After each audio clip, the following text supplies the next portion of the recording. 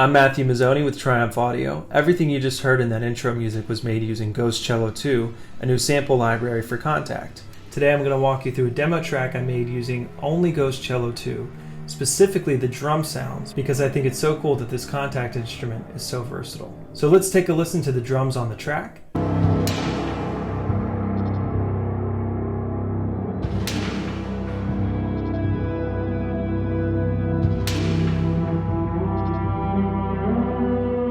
Now here they are soloed.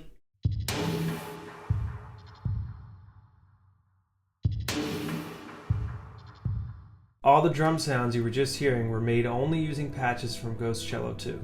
So as you can hear, the drum part is really just made up of a thumpy kick, a characterful bright snare with some delay on it, as well as a glitchy hi-hat, which is my favorite part of the pattern. Now what's cool about Ghost Cello 2 is it comes with ready-made percussion patches, complete with kicks, hi-hats, and even percussive rolls on the cello.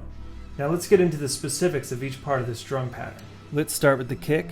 It's all about the layering, so I'm using 3 instances of Ghost Cello 2 here. I'm using processed C0 for kick, processed deep cello perc menu, and processed cello perc boom menu. Once I have the sounds I like, I put them all on the same bus to process them together. I'm using some EQ to cut the highs out and to control the low frequencies. I'm using saturation and compression to color the kick sounds and to glue them together. I'm not going too crazy with it because this is more of a subtle, thumpy type of kick rather than an in-your-face EDM sort of kick. I'm also using a gate right after so that I cut down on the tail of the kick, but you can also use the sustain and release in the Triumph engine. All together, they sound like this.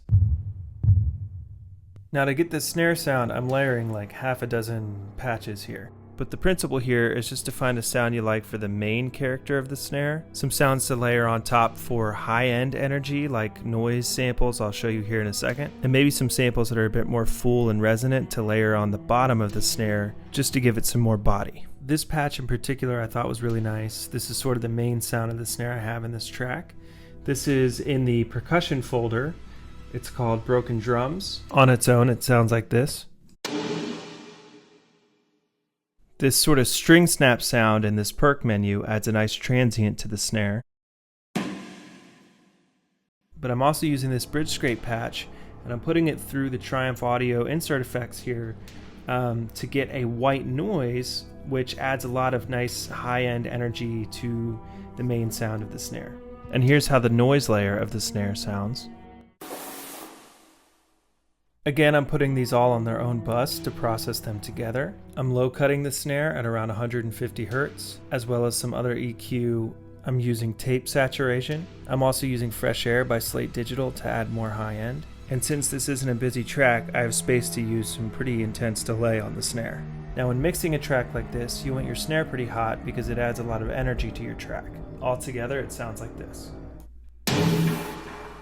Last but not least, we have our filtery hi-hat, which sounds like this.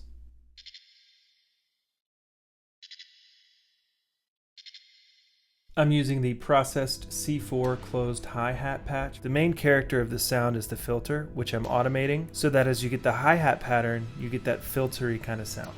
Thanks for watching. Be sure to check out our website for Ghost Cello 2 and our other Kontakt instruments. Go to our SoundCloud page to listen to this demo and others like it. And here's the drums all together.